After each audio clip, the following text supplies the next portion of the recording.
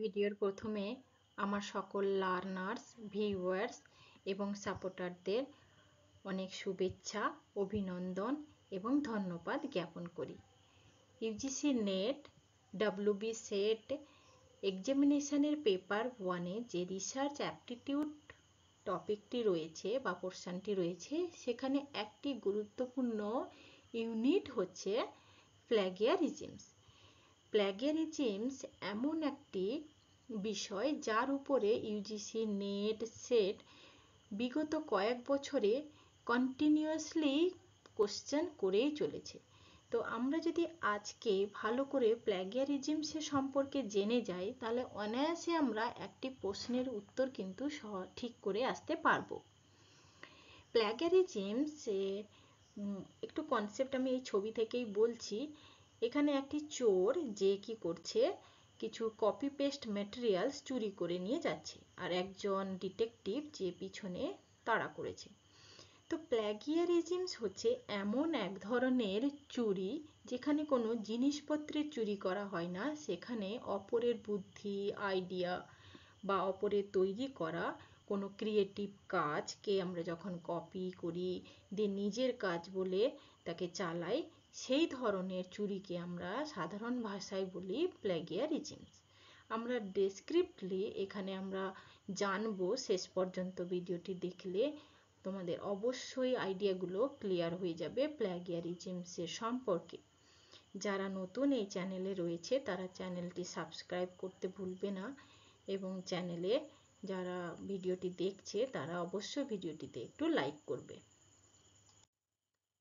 আজকে আমরা যে বেসিক ইনফরমেশনগুলো নেব সেটা হচ্ছে simple meaning of plagiarisms, type of plagiarisms, objectives of plagiarisms, how to avoid plagiarisms, penalty plagiarisms, process of plagiarisms detection. What is plagiarism? Plagiarism presenting work or ideas from another source as your own with or without consent of the original author by incorporating it into your work without full acknowledgement. এটার মানে কি? যখন আমরা অপরের কোনো idea বা কোনো কাজকে নিজের বলে গ্রহণ করছি, নিজের থিসিসে, নিজের পেপারে লিখছি, কিন্তু যার অরিজিনাল কাজ তাকে কোনো প্রকার আমরা ক্রেডিট দিচ্ছি না, তার কোনো কনসেন্ট নিচ্ছি না, তাকে অ্যাকনলেজমেন্ট করছি না, তো তখন সেই প্রকার চুরিকে আমরা বলবো সাধারণ ভাষায় প্ল্যাগিয়ারিজমস। প্ল্যাগিয়ারিজমস এই ধারণাটি কবে এসেছিল? First century. এটি একটি ল্যাটিন প্ল্যাগিয়ারিয়াস কথা থেকে এসেছে, যার লিটারালি মিনিং হচ্ছে কিডন্যাপার। তো এখানে মার্টিসিয়াল একজন পোয়েট ছিলেন, রোমান পোয়েট, যিনি কমপ্লেন করেছিলেন যে অ্যানাদার পোয়েট যে কি করেছে, যে তার পোয়েট থেকে কিছু জিনিস চুরি করেছে। তখন এই ওয়ার্ডটি তখন বসে কিডন্যাপার হিজ ভার্সেস। তো এইভাবে প্ল্যাগারিজমসও ধীরে ধীরে রিসার্চের মধ্যে আমাদের অন্তর্ভুক্ত হয়। তো আমরা কিছু বেস্ট ডেফিনেশন অফ প্ল্যাগিয়ারিজমস জেনে নেব। Plagiarisms means using someone else work without giving them proper credit. Proper credit মানে তাকে, তার কোনো ওয়ার্কে আমি যদি বা তার কোনো আইডিয়াকে আমি নিচ্ছি, সেটাকে আমি কোটেশানে রাখবো এবং তাকে আমি রেফারেন্সে তাকে উল্লেখ করব যে আমি এই কাজটি ওখান থেকে নিয়েছি। রেফারেন্সিং বিভিন্ন টাইপের হয়, এমএলএ রেফারেন্সিং হয়, আরও অন্যান্য রেফারেন্সিংগুলো আছে, সেটা আমরা পরবর্তীকালে জানবো। তো এখানে তাকে আমরা প্রপার সাইটেশন না দিয়ে তার লেখাটাকে আমাদের নিজের বলে চালনা করা। Academic writing, plagiarizing involved using words, কোনো ওয়ার্ড তুলে নিলাম, কোনো আইডিয়া, কোনো information from a source without citing it correctly properly আমরা যদি সাইটেশন তাকে না দিই, তখন সেই প্রকার কাজকে বলা হবে প্ল্যাগিয়ারিজম।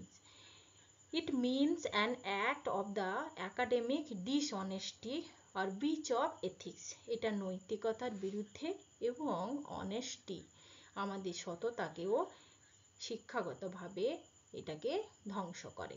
প্ল্যাগারিজমস means taking credit for someone else works or idea either on purpose or accidentally through failure to cite sources.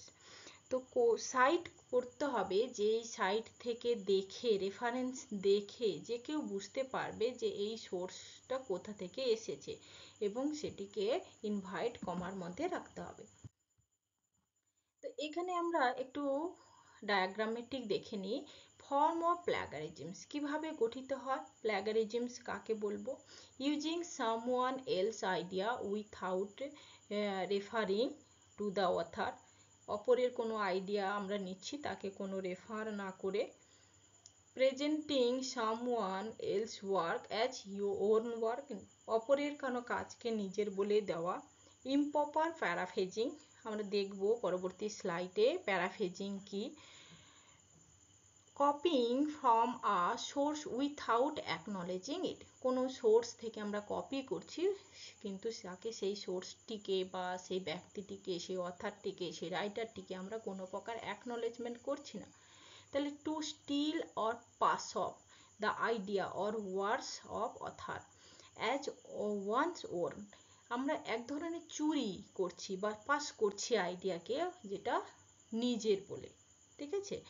তো use another production without crediting the source to commit literally theft, এটাকে আমরা এক ধরনের চোরও বলে থাকি।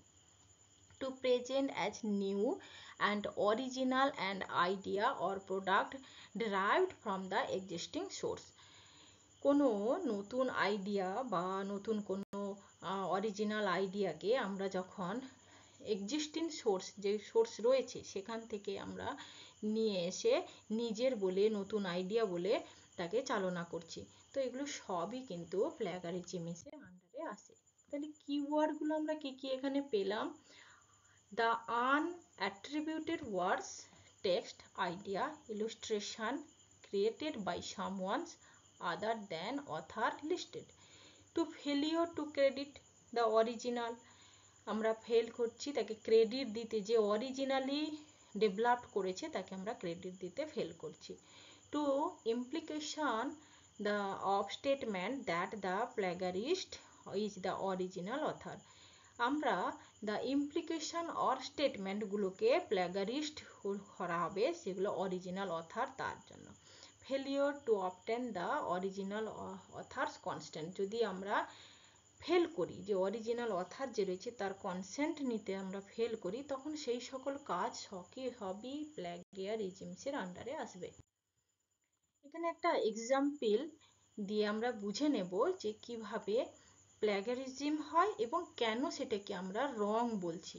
কপি করলাম, copying paste of a text word forward without quotation mark, যখন কোটেশন ছাড়া কোনো ওয়ার্ডকে আমি কপি করে এনেছি তখন সেটা it makes it seem like this your own work, নিজের ওয়ার্ক বলে সেটা যখন পরিচিত হবে তখনই হবে প্ল্যাগিয়ারিজম। প্যারাফ্রেজিং আর text by changing few words, আমরা কোনো জায়গা থেকে কিছু কপি করেছি, তার ওয়ার্ডগুলোকে সিমিলার মিনিং ধরে চেঞ্জ করে দিয়েছি, কিন্তু মিনিংটা একই রয়েছে, কনসেপ্টটা একই রয়েছে, শুধু আমরা কতগুলি ওয়ার্ডকে চেঞ্জ করে দিয়েছি। Alternating the sentence structure without citing the resource, আমরা সাইটেশন কোনো দিলাম না, নিজের বলে চালনা করলাম, তখনও সেই আইডিয়া বা সেই সোর্স সবই আসবে কার আন্ডারে, প্ল্যাগারিজমসের আন্ডারে, সেগুলো সবই নিজের বলে মনে হবে। গিভিং ইনকারেক্ট ইনফরমেশন, আমরা ইনফরমেশান দিচ্ছি কিন্তু রিলায়েবল সোর্স নয় বা ইনকারেক্ট কোনো সঠিক তথ্য নয়, তখন সেখানে if readers can not find the cite resource, যখন রিডার বা যদি রিডার বা পেপারের যে ইয়ে রয়েছে যারা পেপারটা চেক করছে তারা যদি প্রপার সাইটের সোর্স না খুঁজে পায় তখন সেটাকে প্ল্যাগারিজমসের আন্ডারে ফেলবে। Coating so much from a source that it make up the majority of your text. যদি নিজের কোনো লেখা হয়, নিজের কোনো পাবলিকেশন হয়, সেগুলোতেও কিন্তু কোটেশন দেওয়া উচিত, প্রপার সাইটেশন কিন্তু করা উচিত। ঠিক আছে। রিইউজিং ওয়ার্ক ইউ হ্যাভ সাবমিটেড। আমরা কোনো একটা, আমাদের তো লেখকের বা যে কোনো রাইটারের, রিসার্চারের অনেক পেপার থাকে, সে রিলেটেড কোনো পেপার পাবলিশ করেছে, সেটা পাবলিশ হয়ে গেছে, সেখান থেকে ও নিজের কোনো ওয়ার্ক বা নিজের কোনো ওয়ার্ড বা নিজের কোনো থিঙ্কিং বা সোর্স, সেটাকে সব কপি করছে, সেটা হচ্ছে ইয়োর সেলফ সাইটিং, সেটাকেও সাইটেশনের মধ্যে রাখতে হবে। সেটাও যদি না করা হয়, সেটাও কিন্তু প্ল্যাগারিজমসের মধ্যে আসবে। হ্যাঁ। Submitting a text writing entirely by someone else proper you brought from the ghost write. যখন কোনো আমরা দেখছি যে do not yourself, academically আমরা কোনো লোকে কোনো অপরের কোনো কাজকে যখন আমরা সম্পূর্ণরূপে তুলে আনছি, তখন সেগুলো হচ্ছে একাডেমিক্যালি ডিসঅনেস্ট বলা হচ্ছে, undermines your learning and is unfair to other student. এটা অন্য স্টুডেন্টের কাছেও সেটা ক্লিয়ার হবে না, বা পরবর্তী এগুলোতে অনেক প্রবলেম ক্রিয়েট হবে। কিভাবে অ্যাভয়েড করা যাবে? How to avoid plagiarisms. Plagiarisms avoid করতে গেলে এটা থেকে কিন্তু প্রশ্ন আসে, কি করতে হবে না, সব সময় আইডেন্টিফাই করতে হবে main idea of the original text. Avoid direct copying by rearranging word. Direct copy করা যাবে না, কোনো আইডিয়া নেওয়া যেতে পারে, কোনো ডেটা নেওয়া যেতে পারে, এবং সেটা কিন্তু সাইটেশন দিতে হবে। চেক ফর ক্ল্যারিটি, সবসময় ক্ল্যারিটিটা চেক করতে হবে। Use plagiarism detection software. Plagiarism detection যে সফটওয়্যার আমরা পরবর্তী স্লাইডে দেখব কী কী সফটওয়্যার রয়েছে, সেগুলি ডিটেকশন করার জন্য ব্যবহার করতে হবে। Review the grammar and spelling mistakes, এগুলো দেখতে হবে, তবেই আমরা অ্যাভয়েড করতে পারবো প্ল্যাগারিজম। এছাড়া আরও অন্যান্য কতগুলি কিওয়ার্ড আছে, যেগুলো হচ্ছে এক্সাম স্পেসিফিক কিওয়ার্ড। যেমন দেখো, প্র্যাকটিস করতে হবে যা অ্যাভয়েড করার জন্য প্ল্যাগারিজম, সেটা কি ধরনের, আন্ডারস্ট্যান্ডিং প্ল্যাগারিজমস কি সেটা বুঝে নেওয়া, প্যারাফ্রেজ কিভাবে, কাকে প্যারাফ্রেজিং বলা হচ্ছে, প্রোভাইড সাইটেশন প্রোভাইড করা, use short quotation, present original idea, avoid self plagiarism, ask permission, developed writing style, check for possible plagiarisms। যে প্ল্যাগারিজম ডিটেকশন সফটওয়্যারগুলো আছে সেগুলো দিয়ে চেক করে নেওয়া। বিভিন্ন ধরনের যে ডেভেলপড রাইটিং স্টাইলগুলো আছে, যেমন আমি বললাম এমএলএ স্টাইল রয়েছে রেফারেন্সিংয়ের জন্য, সেই স্টাইলগুলোকে মেনটেন করে রেফারেন্সিং করা। এছাড়া be organized and start early, প্রথম থেকে কাজ শুরু করা, তাড়াহুড়ো করে কাজ না করা, এবং রেকর্ড ইনফরমেশন সোর্সেস, যত ইনফরমেশান আমরা গ্যাদার করছি তার সোর্সগুলোকে আমরা ডায়েরিতে লিখে রাখা। প্যারাফ্রেজ রিওয়ার্ড ইনফরমেশান, সবসময় নতুন ওয়ার্ড ইউজ করা, যেগুলো বারবার রিসার্চে ইউজ হয়েছে সেগুলোকে অ্যাভয়েড করা। রেফারেন্স অল সোর্স, যত সোর্স থেকে আমরা ডেটা নিয়েছি সেগুলোকে রেফারেন্স করা। Ask your teacher or librarian, এগুলো ইনফরমেশনগুলো টিচার বা লাইব্রেরিয়ানের কাছ থেকে নেওয়া। এছাড়া আরও অনেক কিওয়ার্ড রয়েছে এখানে। Plagiarism is using others work without credit, আমি এগুলো সব আলোচনা করেছি। Forms plagiarisms include copying, paraphrasing without attributes, আমরা কপি করছি, প্যারাফ্রেজ করছি কোনো প্রকার অ্যাট্রিবিউটস না দিয়ে, সেগুলো সবই কিন্তু প্ল্যাগারিজমসের আন্ডারে আসবে। It is unethical and frowned upon in the various field, এবং এটা হচ্ছে অনৈতিকভাবে একটি চুরি। To avoid plagiarism cite and reference resource properly, avoid করার জন্য কি করতে হবে, সাইট করতে হবে, রেফারেন্স রিসোর্স প্রপারলি করতে হবে। Know the required citation style and follow it closely, সাইটেশনের যে বিভিন্ন স্টাইলগুলো রয়েছে সেটাকেও ফলো করা।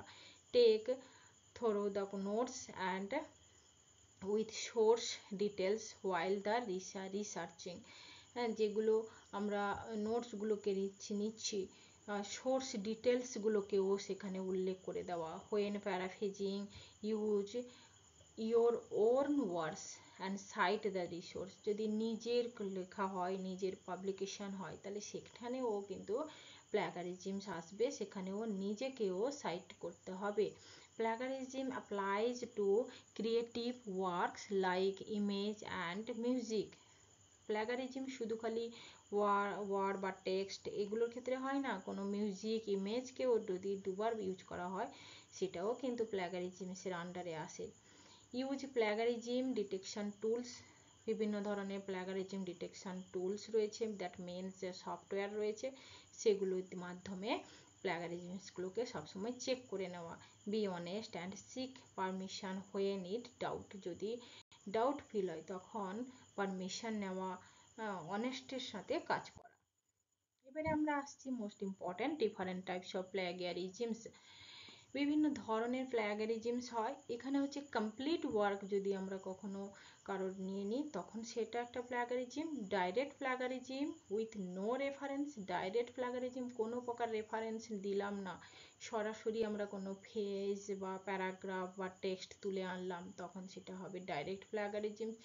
Direct plagiarism with reference, that is a form of plagiarism where person mention the author but does not use quotation mark। যখন direct plagiarism হচ্ছে with reference, quotation mark use করছে না, তখন সেটাও কিন্তু ডাইরেক্ট প্লাগারিজম উইথ রেফারেন্স। এই স্লাইডটা একটু ভালো করে দেখে নেবে, যেখানে এটা দিয়ে নট রেফারেন্স আর রেফারেন্স দিয়ে প্রশ্ন আসে।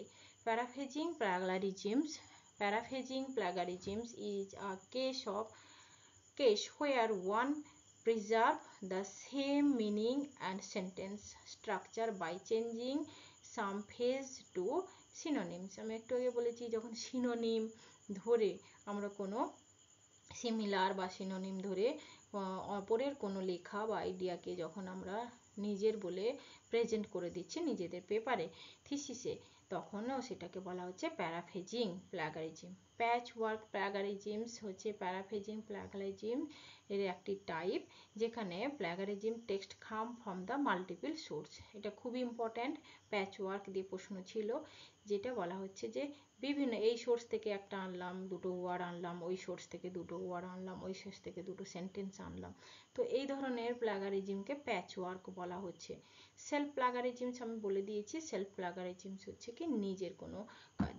তো এই ধরনের টাইপ আছে। এছাড়া পপুলার কতগুলি টাইপ দিয়ে এই স্লাইডটি একদম রটে নিতে হবে, যাকে বলা হয় মুখস্থ করে নিতে হবে, কারণ এই যে টাইপগুলো এনটি এর খুবই ফেভারিট, এগুলো পরীক্ষায় আসে। প্যারাফ্রেজিং, ভার্বাটাইম প্যারাজিজম, আর একটা হচ্ছে ডেলিভারেট প্যারারিজম,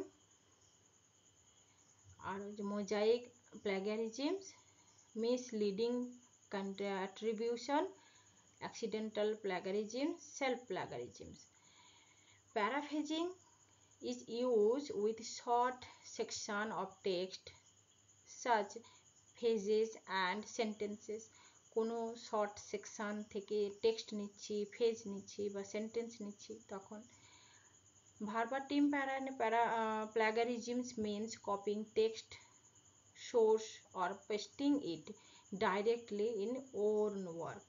যখন নিজের কাজ ডকুমেন্টের মধ্যে সরাসরি কোনো টেক্সটকে আমরা কপি করে এনে পেস্ট করছি উইথাউট প্রপার ক্রেডিট, কোনো ক্রেডিট না দিয়ে, তখন তাকে বলা হচ্ছে কি ভার্বাটিম প্ল্যাগিয়ারিজমস। Deliberate plagiarism is the most common form of plagiarism and is the act of attempting to pass off someone else's work as one's own।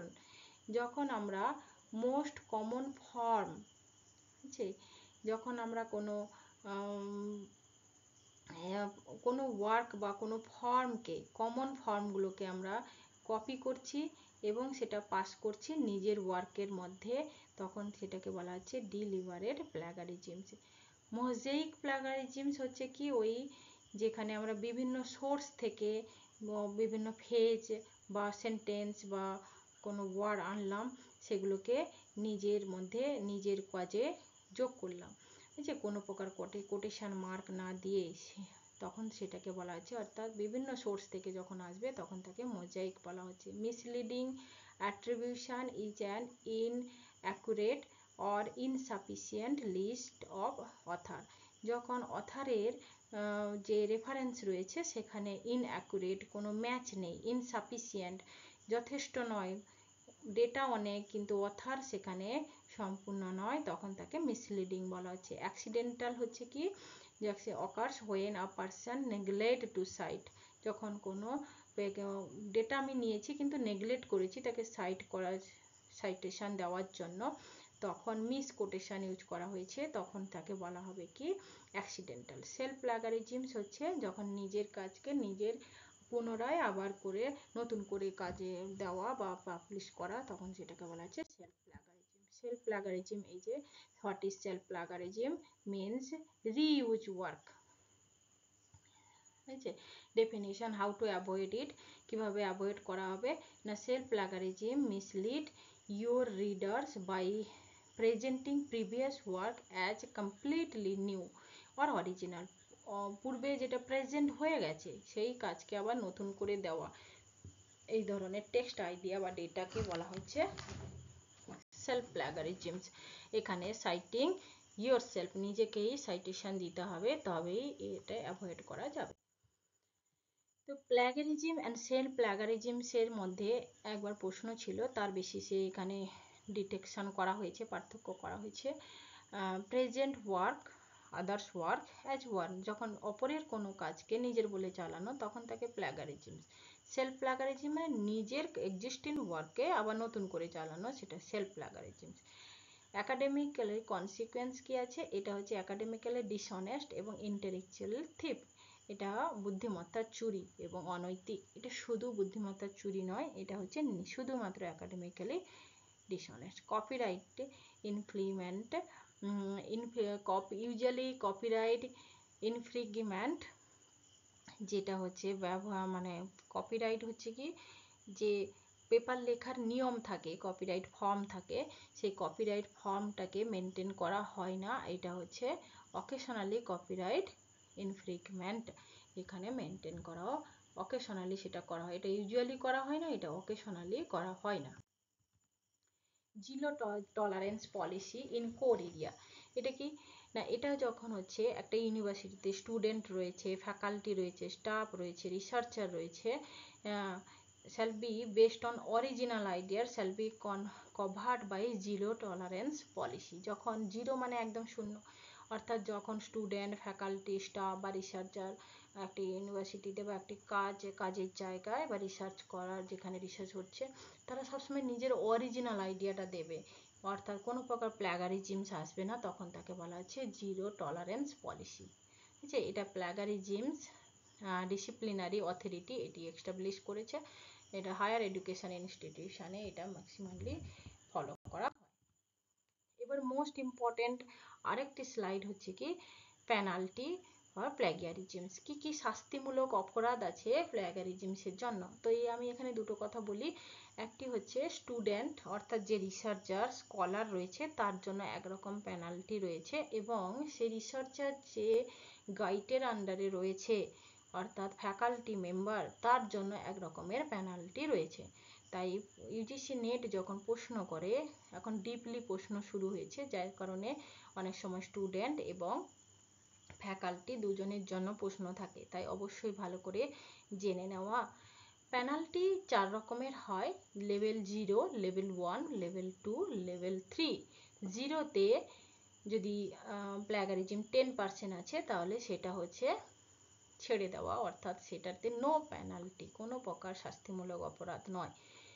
10 থেকে যদি 40 হয় তখন সেটা লেভেল 1, সেখানে উইথড্র করতে বলা হয় ম্যানুস্ক্রিপ্ট।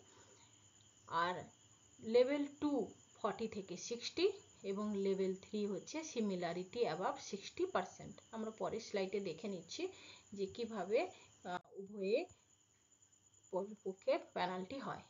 এখানে পিএইচডি স্টুডেন্ট, এখানে হচ্ছে ফ্যাকাল্টি। তো যদি আপ টু 10% নো পেনাল্টি, দুজনের ক্ষেত্রেই no penalty up to 10%। 10 to 40% revision of manuscript within 6 month, 6 মাসের মধ্যে স্টুডেন্ট যে রয়েছে, স্কলার যে, তাকে বলা হবে ম্যানুস্ক্রিপ্টটা 6 মাসের মধ্যে আবার রিভাইজ করে নিয়ে এসে নতুন করে জমা দিতে। কিন্তু ফ্যাকাল্টি যে রয়েছে তাকে কি বলা হবে, তাকে বলা হবে যে has to withdraw manuscript, manuscript তাকে উইথড্র করে নিতে।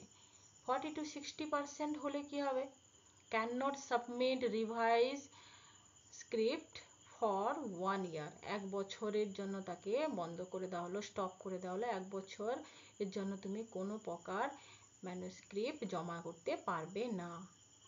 আর ফ্যাকাল্টি মেম্বারকে কি বলা হবে, 40 to 60% যদি পাওয়া যায় তাহলে no supervision power for 2 years, 2 বছরের জন্য ওই গাইড কোনো প্রকার স্টুডেন্টকে নিতে পারবে না বা গাইড করতে পারবে না। ওভার যদি 60% হয়, cancellation of registration, registration greater than 60 কি হবে, ক্যান্সেলেশন হয়ে যাবে। আর সুপারভাইজারকে কি বলা হবে, ফ্যাকাল্টি মেম্বারকে no supervise power for 3 years হয়েছে। তো এইগুলি রয়েছে। এছাড়া এখানেও কিছু রয়েছে যেখানে এখানে আমরা কিছু দেখব, যেখানে ফ্যাকাল্টির ক্ষেত্রে ইনক্রিমেন্ট, এই যে অ্যানুয়ালি ওয়ান অ্যানুয়ালি ইনক্রিমেন্ট যেটা স্টপ করে দেওয়া হয় 40 to 60%, ঠিক আছে। তো এগুলো একটু দেখে নিতে হবে ভালো করে। নেক্সট হচ্ছে প্ল্যাগারিজম ডিটেকশন সফটওয়্যার, অর্থাৎ অ্যান্টি প্ল্যাগারিজম সফটওয়্যার। এখানে বিভিন্ন ধরনের এখন সফটওয়্যার বাজারে আছে, যেই সফটওয়্যারগুলো ইউজ করে প্ল্যাগারিজম ডিটেক্ট করা হয়। এর মধ্যে কিছু পারচেজ সফটওয়্যার আছে, কিছু ফ্রি সফটওয়্যার আছে। তো বেশিরভাগ ক্ষেত্রে ফ্রি সফটওয়্যারগুলো কিন্তু অরিজিনালি ডিটেকশন করতে সেইভাবে পারে না, কিন্তু যেগুলো পারচেজ সফটওয়্যার রয়েছে, পেড সফটওয়্যার, সেগুলোতে কিন্তু প্ল্যাগারিজম সাধারণত ডিটেক্ট হয় এবং অ্যাকুরেট হয়। প্রথম যে সফটওয়্যারটির নাম লেখা আছে টার্নিটিন, এই সফটওয়্যারটি কিন্তু খুবই গুরুত্বপূর্ণ, এবং আর্কন্ড, এই দুটি সফটওয়্যার কিন্তু most popular software plagiarism detection করার জন্য। এগুলি ইউজিসি নেট বা বিভিন্ন ধরনের যে রিসার্চ পাবলিকেশনের যে সংস্থাগুলো রয়েছে তারা কিন্তু ইউজ করে। টার্নিটিন্ট যে সব প্ল্যাগারিজম ডিটেকশন সফটওয়্যার রয়েছে, যেটা স্টুডেন্ট মূলত ব্যবহার করে, এরা পাবলিকেশনের জন্য ম্যাটেরিয়ালস গুলোকে এবং থিসিসের জন্য এটা ব্যবহার করা হয়। আর আর্কন্ড যে software online plagiarism detection tools, এখানে প্রায় 11.5 million achieved student paper, journal, periodically books, এখানে প্রত্যেক দিন প্রায় টেস্ট করা হচ্ছে, ঠিক আছে। এছাড়া বেস্ট কিছু প্ল্যাগারিজম চেকার সফটওয়্যার রয়েছে, এগুলো ফ্রি সব রয়েছে। তারপরে আমরা আজকে আপাতত এটুকুই জানলাম প্ল্যাগিয়ারিজমস কি, প্ল্যাগারিজমসের সম্পর্কে। যদি ভিডিওটি ভালো লাগে অবশ্যই ভিডিওটি লাইক, একটা শেয়ার এবং সাবস্ক্রিপশন করবে। Thank you everyone for this watching video.